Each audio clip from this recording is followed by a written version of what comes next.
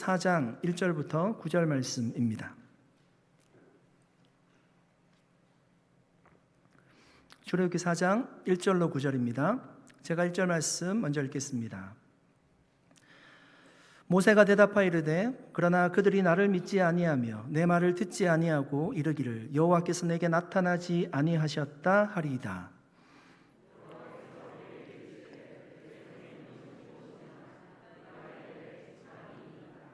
여호와께서 이르시되 그것을 땅에 던지라 하시매 곧 땅에 던지니 그것이 뱀이 된지라. 모세가 뱀 앞에서 피하매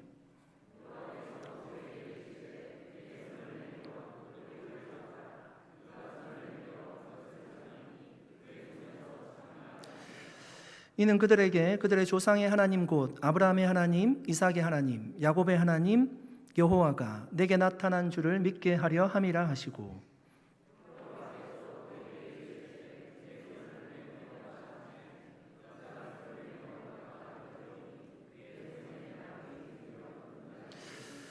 이르시되 내 손을 다시 품에 넣으라 하시매 그가 다시 손을 품에 넣었다가 내어보니 그의 손이 본래의 살로 되돌아왔더라.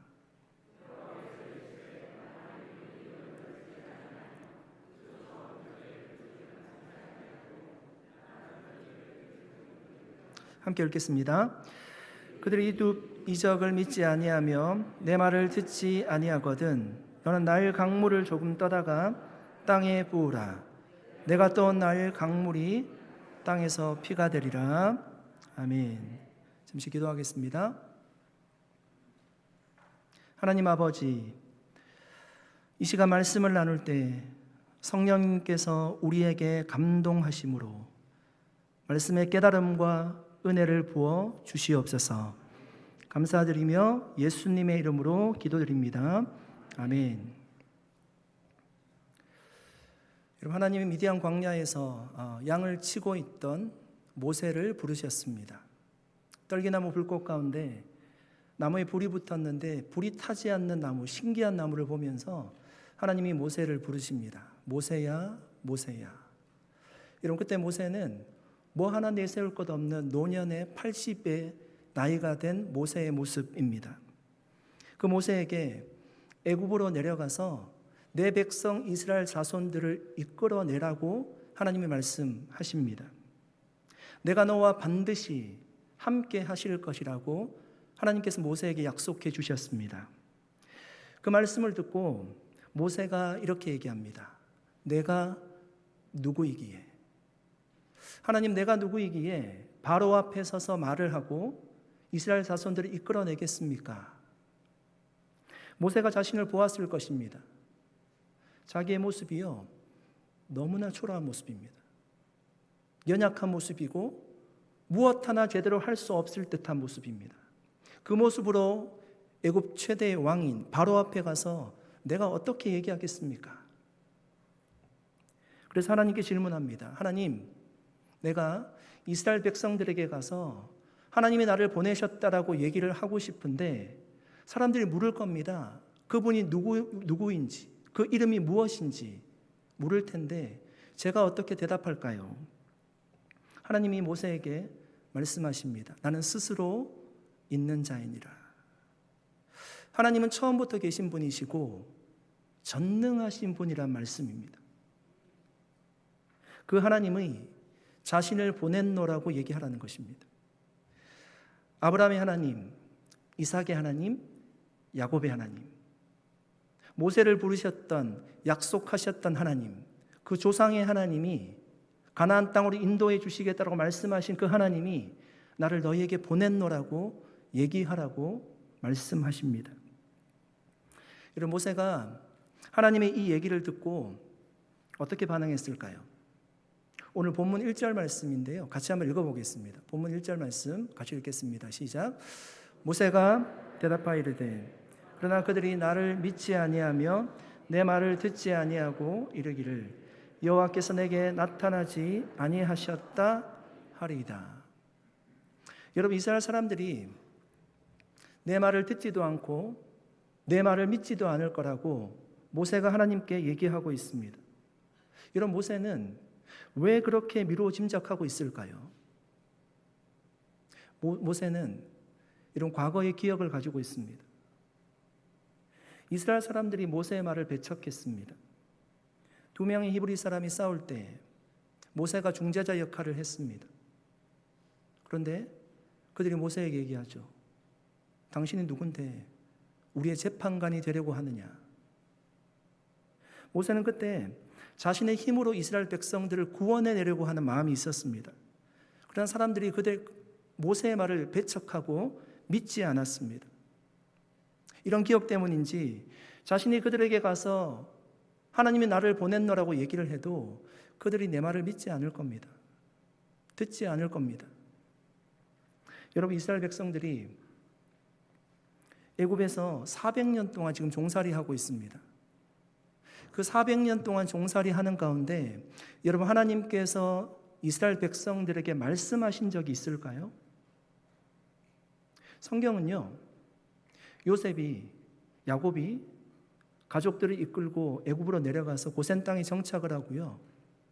그리고 나서 종살이를 하게 되는데 400년 동안 이스라엘 백성들에게 얘기했다는 내용이 성경에 기록되어 있지 않습니다. 아마 400년 동안 하나님의 말씀을 들어보지 못했을 수 있습니다. 그러니까 여러분, 이런 상황을 좀 계산을 해보시면, 생각해 보시면, 모세는 자신이 갑자기 가서 하나님이 나를 너희에게 보냈노라고 얘기를 해도 그들이 듣지 않고 믿지 않을 겁니다 라고 얘기하는 것입니다. 그들이 이렇게 반응할 거라고 얘기하죠. 여호와께서 내게 나타나지 아니하셨다 하리이다. 여러분, 모세가 지금 이렇게 얘기하는 것이, 하나님께 답변하는 것이 충분히 이해가 되지 않습니까? 저는 이해가 됩니다. 정황상 그렇지 않습니까? 상황을 예측해보고 합리적으로 생각해보면 모세의 답변이 맞습니다. 그런데 하나님이 원하시는 것은 무엇일까요? 하나님이 원하시는 것은요, 단지 순종하는 겁니다. 순종이라고 하는 것이 우리가 결과를 예상하고 확신이 있을 때만 하는 것이 아닙니다. 이스라엘 백성들이 모세의 말을 듣지 않을 수 있습니다. 여러분, 하나님이 모세를 애굽으로 보내시는데요, 이스라엘 백성들이 모세의 말을 듣지 않을 줄 하나님 몰랐을까요? 알았을 겁니다. 그런데 그렇게 예상이 되더라도 그냥 가서 말하라는 것입니다. 그것이 하나님의 명령이므로 그들이 듣던 듣지 않던 그것과 상관없이 애굽에 내려가서 전하는 것으로 충분하다는 것입니다. 그것이 여러분 메신저, 사명자의 역할입니다. 여러분, 거기까지만 하면 됩니다. 여러분, 하나님이 지금 모세에게요, 뭔가를 이루라고 하신 것이 아니에요. 완성하라고 하신 것이 아닙니다. 결과를 요하는 것이 아니라고요. 내려가서 내 말을 전하라는 것입니다. 역사를 이루는 것은 내가 하겠다는 것입니다. 주님이 하신다는 거예요. 여러분, 의사의 입장에서 좋은 환자와 나쁜 환자가 있다고 합니다. 나쁜 환자는 어떤 환자일까요? 아는 척하는 환자라고 합니다. 그러니까 아는 척하니까, 알고 있다고 생각하니까 의사가 하라는 대로 잘 하지 않습니다. 약을 먹으라고 하면 먹어야 되는데 먹지 않습니다. 그런 환자들은 시간이 길어지고요, 치료 효과도 떨어지고 돈도 많이 사용하게 된다고 합니다. 좋은 환자는 어떤 환자들이냐? 의사를 믿는 환자들이죠. 약을 먹으라고 하면 먹고, 치료받으려고 하면 치료받고, 그러면 시간이 세이브되고 잘 낫는다는 것입니다. 우리도 여러분, 어떤 때는요, 내가 아는 채 하는 환자들처럼 주님께 그렇게 우리가 행동할 때가 있습니다. 내가 더 많이 아는 것처럼 하나님의 말씀에도 잘 받아들이지 않죠. 결과가 어떻게 나올까 예상을 하고요, 순종의 여부를 내가 결정하는 것입니다. 여러분, 만약에 예수님의 제자들이, 예수님 말씀하시잖아요. 깊은 곳에 그물을 내리라. 근데 여러분, 결과를 예상했다면 그 그물을 내리기가 쉬웠을까요? 그들은 여러분 갈릴리 바다에서 잔뼈가 굵은 프로페셔널 어부입니다. 밤새도록 지금 물고기를 잡았습니다. 그런데 한 마리도 잡지 못했습니다. 그런데 새벽녘에 예수님께서 그물을 내리라고 얘기하시는 겁니다. 아니, 그물을 내리면 다시 그물을 정리해야 되는데 그물을 내리기가 쉽겠습니까? 결과를 예측하면 순종하는 것이 매우 어렵습니다. 하나님이 아브라함에게 가나안 땅으로 가라고 말씀하십니다. 이런 조금만 한번 생각해 보십시오. 가나안 땅은 빈 땅이 아닙니다. 수많은 민족이 이미 살고 있는 땅입니다. 그 땅을 향해 가라고 하시는데 고향과 본토와 친척, 집을 떠나서 그 땅을 향해 나아가야 됩니다. 결과를 예상하면 여러분 그 땅으로 나아가기가 쉬웠겠습니까? 다윗도 한번 생각해 보실래요?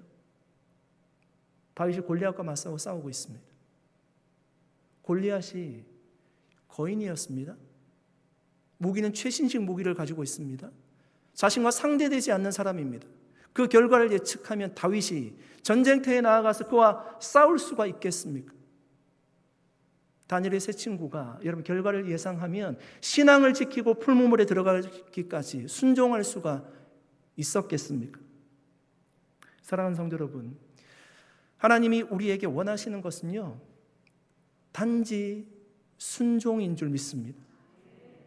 하나님의 말씀보다 내 생각으로 결과를 예상하면 순종하기가 매우 어려워요. 이유가 많아지고 상황이 먼저 눈에 들어오기 때문에 그렇습니다. 여러분, 하나님의 말씀하실 때, 마음이 감동이 있을 때, 기도하며 확신이 있을 때 단지 순종해 보시기를 바랍니다. 하나님의 지혜는 우리의 지혜보다 훨씬 더 크십니다. 순종을 통해서 우리는 우리의 삶 속에서 일하시는 하나님의 일하심을 경험할 수 있습니다. 여러분, 순종하시는 분들 얼굴을 한번 보십시오. 얼굴이 얼마나 밝은지 모릅니다. 순종을 통해서 내 삶에서 일하시는 하나님을 만나게 된다는 것은요, 흥분되는 일이에요. 소망이 생기는 일입니다. 그래서 내 삶에서 일하시는 하나님을 경험하면요, 우리가 기쁨으로 보람차게 신앙생활을 할 수 있는 것입니다. 저는 정말 우리가 함께 말씀을 나누면서 이 말씀이 우리의 마음에 담겼으면 좋겠습니다. 올 한 해 우리가 말씀을 보면서 하나님이 우리에게 감동을 주실 때 내가 잘 모르지만 하나님이 어떻게 하실지 예상할 수 없지만 단지 그 행동 하나, 그 순종을 통해서 하나님의 일하심을 경험하게 되고 우리가 소망 가운데 신앙생활을 할 수 있기를 예수님의 이름으로 간절히 축원드립니다.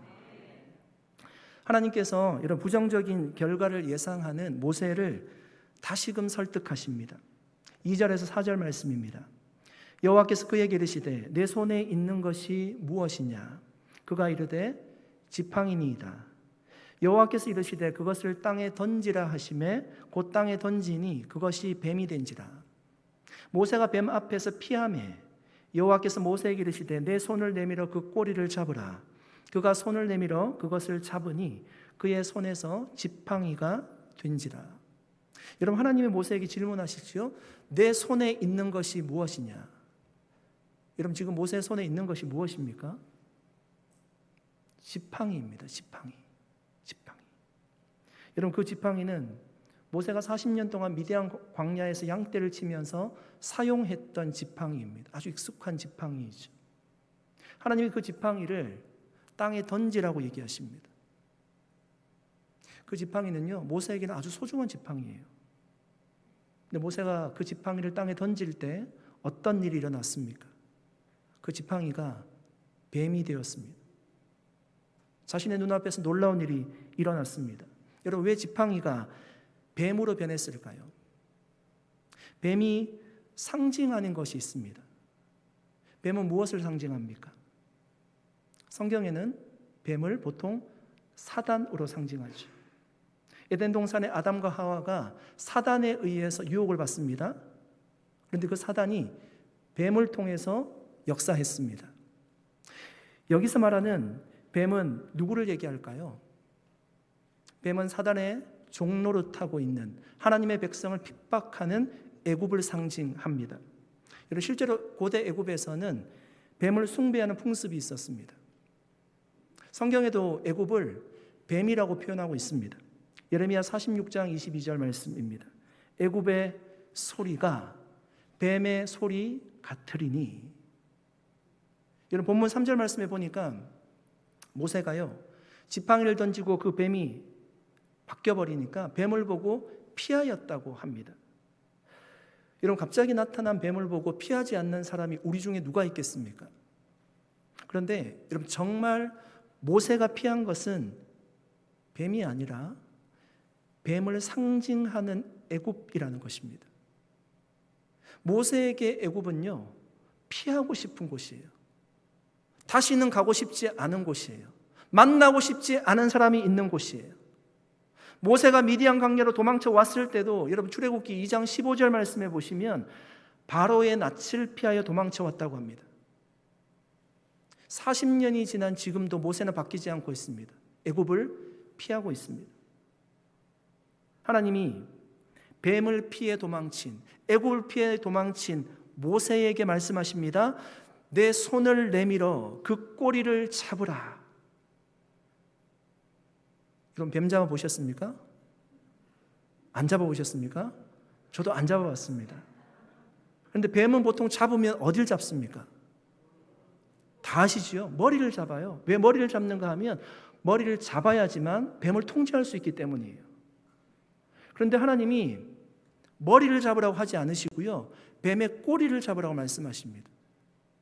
꼬리를 잡는다는 것은 굉장히 위험한 행동입니다. 그런데 꼬리를 잡으라고 말씀하세요. 왜 꼬리를 잡으라고 말씀하실까요? 위험한 꼬리를 잡을지라도 안전하다는 것을 확신시켜주기 위함입니다. 모세의 눈에는 애굽이 지금 뱀과 같이 위험한 존재처럼 보입니다. 누구도 통제할 수 없는 국가처럼 보입니다. 모세에게는 너무나 큰 두려움의 대상입니다. 피하고 싶은 곳이에요. 그런데 뱀의 꼬리를 잡았을 때 여러분, 물리지 않았습니다. 꼬리를 잡자 그 뱀이요, 자신의 손 안에 들어왔어요. 뱀이 바뀌어서 다시금 지팡이가 되어서 자신이 통제할 수 있는 손 안에 들어왔다는 것입니다. 여러분 보십시오. 뱀은 원래는 위험한 동물이죠. 애굽은 원래는 최고의 강대국이죠. 그러나 여러분, 하나님이 함께 하시면 모세의 손 안에 든 지팡이처럼 그 두려움의 대상이 문제가 되지 않는다는 것입니다. 모세가 여러분, 좌지우지할 수 있을 정도로 통제가 가능해진다는 것입니다. 왜 그럴까요? 모세의 능력이 뛰어나서 그런 것이 아니라 하나님 모세를 처음 부르실 때 말씀하셨던 것처럼 모세와 함께 하시는 하나님의 능력이 크기 때문입니다. 어떤 한 사람이 한밤중에 여러분, 공동묘지를 지나서 마을로 내려가려고 했습니다. 공동묘지 밤에 가보셨습니까? 안 가보셨죠? 저도 안 가봤습니다. 무섭지 않아요? 생각만 해도. 근데 그 공동묘지에서 한 어린이가 밝은 얼굴로 뛰어오는 것입니다. 그래서 이 사람이 물었습니다. 공동묘지 근처에 있는데 너는 무섭지 않니? 이렇게 묻자 꼬마가 얘기합니다. 아니요, 무섭지 않아요 하면서 오히려 이상한 듯 쳐다봤습니다. 왜 무섭지 않아? 다시 묻자 꼬마는 활짝 웃으며 대답했습니다. 우리 아빠가 이 공동묘지 관리인이거든요. 여러분, 우리가 두려움의 대상을 삼고 두렵게 되는 것은 내가 아버지를 전적으로 신뢰하지 못하기 때문입니다. 우리의 인생의 주인으로 삼는 그 하나님이 우리를 반드시 선한 길로 인도하실 것을 내가 믿는다면 그곳이 애굽이라도 무엇이 두렵겠습니까? 이사야 41장 10절 말씀입니다. 두려워하지 말라. 내가 너와 함께함이라. 놀라지 말라. 나는 내 하나님이 됨이라. 내가 너를 굳세게 하리라. 내가 너를 도와주리라. 참으로 나의 의로운 오른손으로 너를 붙들리라. 여러분, 왜 우리에게 두려움의 대상이 없을까요? 건강에 대한 두려움, 질병에 대한 두려움, 직장에 대한 두려움, 가정에 대한 두려움, 수없이 많은 두려움의 대상이 우리 앞에 몰려오고 있고 지금도 걱정하고 있습니다. 그러나 그 두려움을요, 우리는 통제할 수 있습니다. 언제요? 주님을 신뢰할 때입니다. 모세와 함께 애굽으로 내려가시겠다라고 하신 하나님께서 모세 혼자 보내시는 것이 아니라 하나님이 함께 해주시겠다라고 약속하고 계십니다. 여러분, 예수님의 제자들이 배를 타고 가는데 풍랑을 만났습니다. 죽을 지경에 놓였습니다. 죽는다고 소리치고 있습니다. 그때 여러분, 그 마음에 두려움이 얼마나 가득 차 있습니까? 그 두려움을 어떻게 떨쳐버릴 수 있었습니까? 배 고무를 베고 주무시는 예수님을 깨웠습니다. 예수님, 우리 죽을 것 같아요. 저 좀 바라봐 주세요. 죽을 것 같아요. 바람과 바다를 잠잠케 하시는 그 주님을 바라볼 때 두려움이 물러갔다는 거 아닙니까?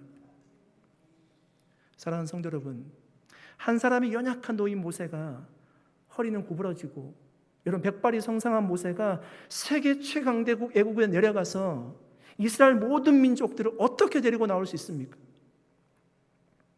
어떻게 해요? 주님을 신뢰할 때입니다. 주님이 일하실 것을 기대할 때예요. 지팡이를 던지라고 하면 던지고, 꼬리를 잡으라고 하면 잡고, 가서 말하라고 하면 말하면 되는 것입니다. 역사는 하나님이 하시겠다는 것입니다. 6절 7절 말씀 읽어보겠습니다. 여호와께서 또 그에게 이르시되 내 손을 품에 넣으라 하시매 그가 손을 품에 넣었다가 내어보니 그의 손에 나병이 생겨 눈같이 된지라. 이르시되 내 손을 다시 품에 넣으라 하시매 그가 다시 손을 품에 넣었다가 내어보니 그의 손이 본래 살로 되돌아왔더라. 이런 모세가 손을 품에 넣었다가 내어보았습니다. 보니까 문둥병이 걸렸어요. 나병이 걸렸습니다. 이거 큰일 난 겁니다. 이제 사람들과 접촉할 수 있는 사람이 되었어요. 가족들과 격리되어 살아야 됩니다. 그런데 하나님의 말씀을 듣고요, 그 나병이 난 손을 다시금 품에 넣었다가 빼어보니까 그 나병이 거짓말과 같이 사라진 것입니다. 여러분, 당시 나병은 불치병이었습니다. 특별히 이스라엘 사회에서 나병이라고 하는 것은 하나님의 징계를 우리에게 주어줬노라고 이스라엘 백성들이 믿었습니다. 나병 환자는 여러분, 사람들이 자신의 주변으로 오면 사람들이 다 알 수 있을 정도로 행동해야 됐습니다. 옷을 찢기도 하고요, 머리를 헤치고요, 윗입술을 가리고 부정하다 외쳐야 됐습니다. 사람들이 자신 때문에 피해볼 수 있으니까 자신을 대이면 그 사람도 부정하게 될 수 있기 때문에 그렇게 행동해야만 됐습니다.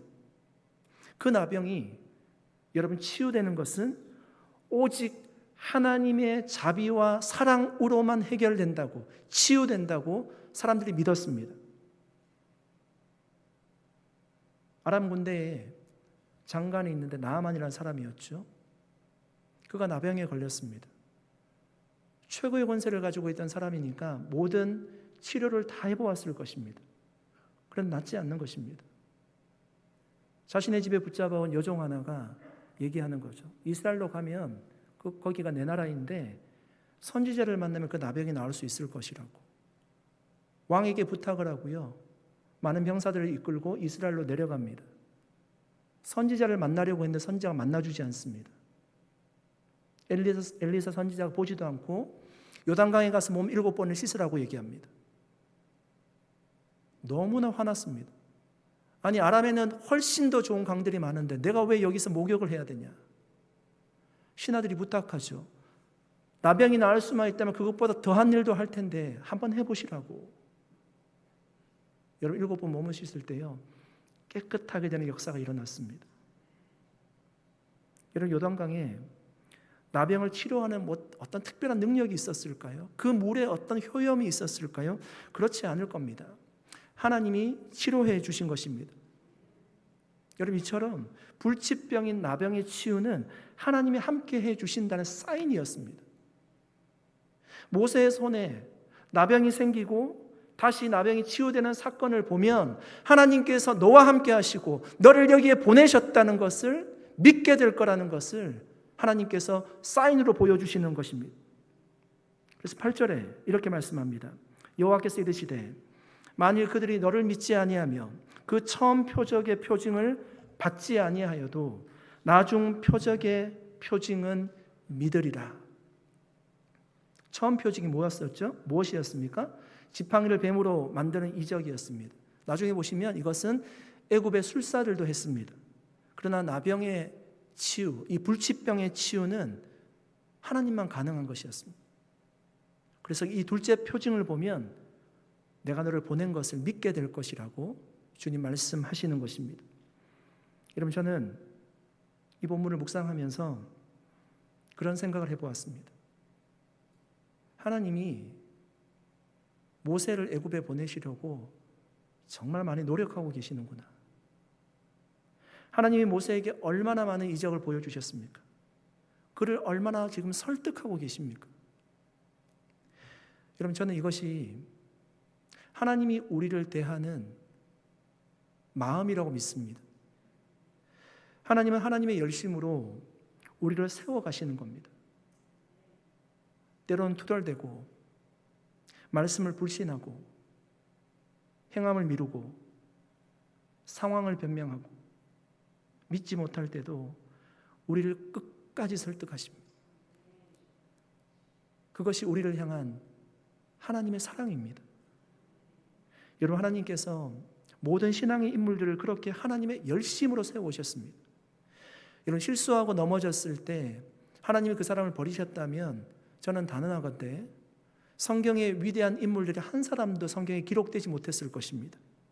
간음한 자, 살인한 자, 도둑질한 자, 심지어 예수님을 배신한 자들까지도 하나님이 사랑하셨습니다. 주님이 부활하셔서 제자를 찾아가십니다. 나무라지 않으시고요, 그들에게 평강을 빌어주셨습니다. 그들을 용서해 주시고 다시금 그들에게 사명을 주셨습니다. 사랑하는 성도 여러분, 주님이 우리를 하나님의 열심으로 세워가실 겁니다. 그러므로 여러분, 우리 앞에 우리 각자가 가지고 있는 애굽이란 대상이 있습니다. 그것은 두려움의 대상입니다. 그렇지만 그 두려움의 대상을 두렵게 느끼지 마시기를 바랍니다. 하나님이 통제할 수 있는 힘을 우리에게 주실 겁니다. 주님이 하시면 능력이 나타나는 것입니다. 여러분, 우리는 이런 말씀을 대할 때마다 가끔은 이렇게 생각합니다. 주님이 나에게는, 우리에게는 한 번만 말씀하셔도 나는 잘 믿는 것 같은 생각을 할 때가 있습니다. 모세와 같이 여러 차례 말씀하지 않아도 주님, 저는 잘 믿고 있으니까 괜찮습니다 라고 생각하는 거죠. 그런데 사실 여러분, 한번 돌아보십시오. 잘 믿지 않을 때가 많습니다. 아멘과 삶이 연결이 되지 않을 때가 많습니다. 믿는다면 여러분, 우리의 행동이 달라져야 됩니다. 그 행동을 보면 그 사람이 믿음이 있는 사람인지 그렇지 않은 사람인지를 알 수가 있습니다. 우리가 많이 믿는다고 하지만 삶의 변화가 없으면 다시 한번 돌아봐야 됩니다. 모세에게 말씀하시고 정말 믿는다면 어떻게 해야 될까요? 애굽으로 내려가야 되겠죠. 자꾸 불평하고 얘기할 것이 아니라 당장 애굽으로 내려가야 되겠죠. 한 아버지가 간질에 걸린 아들을 예수님의 제자들께 데리고 왔습니다. 고쳐달라는 것입니다. 아들이 간질에 걸려서 불에 자꾸 넘어지니까 죽을 고비를 여러 차례 넘겼습니다. 예수님의 제자들이 고치려고 했는데 고치지 못합니다. 나중에 예수님께서 오셔서 그 간질 걸린 아들을 고쳐주셨습니다. 제자들이 깊은 고민에 빠졌습니다. 우리는 왜 못했을까? 우리는 왜 못했을까? 주님께 묻습니다. 우리는 어찌하여 쫓아내지 못하였습니까? 그때 예수님께서 이렇게 말씀하십니다. 마태복음 17장 20절입니다. 이르시되 너희 믿음이 작은 까닭이라. 진실로 너희에게 이르노니 만일 너희에게 믿음이 겨자씨 한 알만큼만 있어도 이 산을 명하여 여기서 저기로 옮기라 하면 옮길 것이요 또 너희가 못할 것이 없으리라. 예수님의 제자들도 예수님과 같이 할 수 있을 줄 알았습니다. 자신들에게 그런 믿음은 있는 줄로 확신하고 살았습니다. 그런데 여러분, 실상은 믿음이 아주 작은 것입니다. 믿음이 작다는 것은 주님을 전적으로 신뢰하는 믿음이 없다는 것입니다. 그들에게 있는 믿음은 거칠의 믿음이에요. 피상적인 믿음이에요. 어쩌면 보이는 믿음입니다. 얼마나 여러분 제자들의 믿음이 부족했으면 예수님께서 눈에 보이지도 않을 만한 한 알의 겨자씨를 만큼의 믿음조차 없노라고 얘기하고 있을까요? 여러분, 이 말씀을 지금 예수님이 누구에게 하시는 말씀입니까?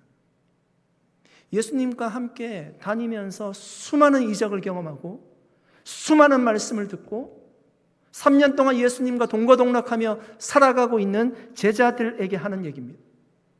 아침과 밤으로 함께 예수님과 기도했던 그 제자들에게 하시는 말씀입니다. 그들은 믿음을 가질 얼마나 좋은 조건에 있는 사람들이었습니까?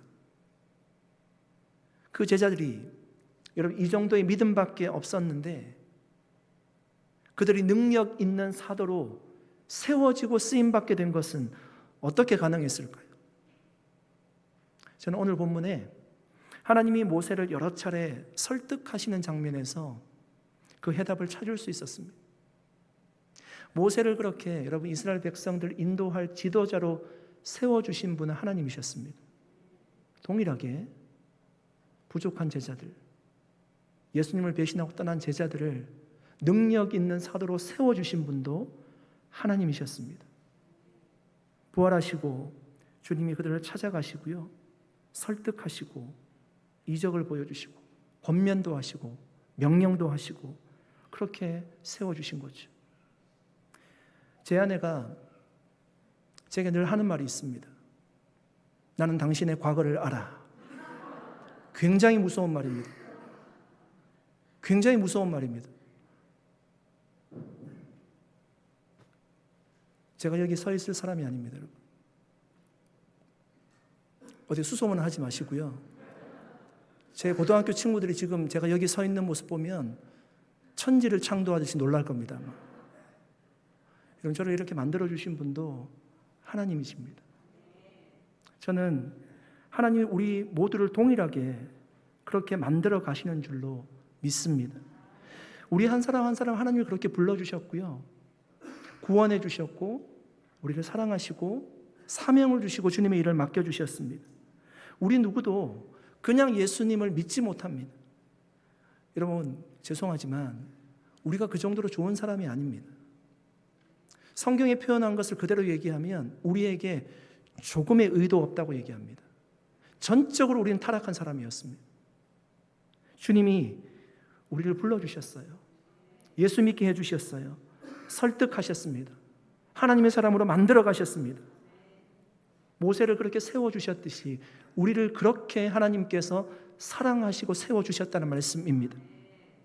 사랑하는 성도 여러분, 주님은 우리가 믿음 없음을 잘 알고 계십니다. 그래서 우리는 지금 우리가 하나님 앞에서 이렇게 서 있다는 것은 전적인 하나님의 은혜인 줄로 믿습니다.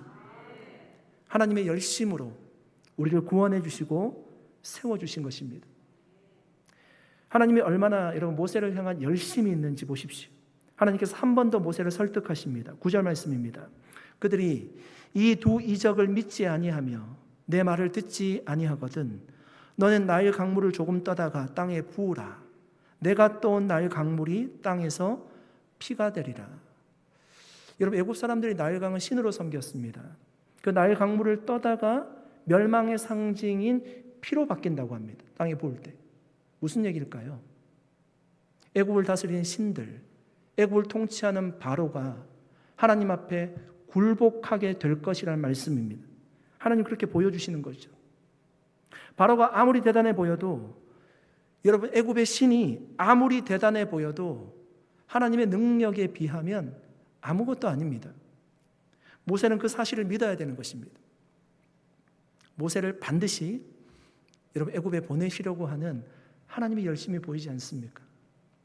여러분, 당시에 모세 말고도 젊은 분들이 얼마나 많았을까요? 200만 명의 이스라엘 백성들이 있는데 그들을 세워도 충분히 할 것 같은데 하나님 그렇게 하지 않고요. 모세가 가야 된다는 것입니다. 우리가 가야 되는 자리가 있다는 겁니다. 하나님이 보내시는 그 자리가 있다는 것입니다. 하나님께서 우리에게 말씀하실 때 단지 순종의 역사로 하나님과 동행하는 내 삶에서 하나님의 역사가 일어나는 것들을 경험할 수 있는 우리 모두가 될 수 있기를 축복합니다. 이제 말씀을 정리하려고 합니다. 하나님께서 모세에게 내 손에 무엇이 있느냐고 물었습니다. 그때 그의 손에 있던 것은 지팡이였습니다. 여러분, 그 지팡이는 모세가 40년 동안 미디안 광야를 다니면서 양떼를 치던 지팡이였습니다. 그때는 그냥 막대기입니다. 흔히 볼 수 있는 지팡이입니다. 그런데 그 지팡이가 능력의 지팡이가 되었습니다. 홍해를 가르는 지팡이가 되었고요. 아말렉과 전투에서는 그 지팡이를 가지고 기도할 때 대군을 무찌르는 지팡이가 되었습니다. 반석을 칠 때는 물이 나왔고요. 이스라엘 200만 명을 가나안 땅으로 인도하는 지팡이가 되었습니다. 여러분, 그 지팡이가 무슨 능력이 있습니까? 우리 고전 소설과 같이, 동화와 같이 도깨비 방망이가 아닙니다. 그 지팡이가 능력이 있는 것은 하나님이 함께 해 주셨기 때문에 그 지팡이가 능력이 있게 된 것입니다. 여러분, 한 가지 기억하셨으면 좋겠습니다. 하나님이 우리를 세워주시고 부르시는데 우리에게 특별한 능력을 주실 때요, 없는 것을 주시는 것이 아닙니다. 평소 우리가 가지고 있던 거였습니다. 지팡이 40년 동안 가지고 다니던 지팡이였습니다. 그런데 그 지팡이에 하나님의 능력이 함께 하시고 하나님이 함께 가시니까 그 지팡이가 능력의 지팡이가 된 것입니다. 저와 여러분에게도 이미 하나님께서 능력과 은사를 주신 것이 있습니다. 그 능력과 은사에 하나님의 은혜만 부어지면 우리가 능력 있는 삶을 살게 되는 것입니다. 저와 여러분이 그렇게 하나님이 주신 능력과 은혜를 가지고 우리가 2023년 승리하며 소망 가운데 신앙생활을 할 수 있기를 예수님의 이름으로 간절히 축원드립니다. 함께 기도하겠습니다. 살아계신 하나님, 감사합니다. 하나님, 모세를 애굽에 보내시고 이스라엘 백성들 인도에 내시려고 하나님께서 설득하시고 모세를 부르시고 하나님의 열심으로 세워주신 줄로 믿습니다. 하나님, 우리에게도 하나님을 동일하게 말씀하시는 줄로 믿습니다. 그 말씀에 우리가 단지 순종함으로 우리의 삶에서 역사하시는 하나님은 날마다 만나며 신앙생활을 할 수 있도록 역사하여 주시옵소서. 감사드리었고 예수님의 이름으로 기도드립니다. 아멘.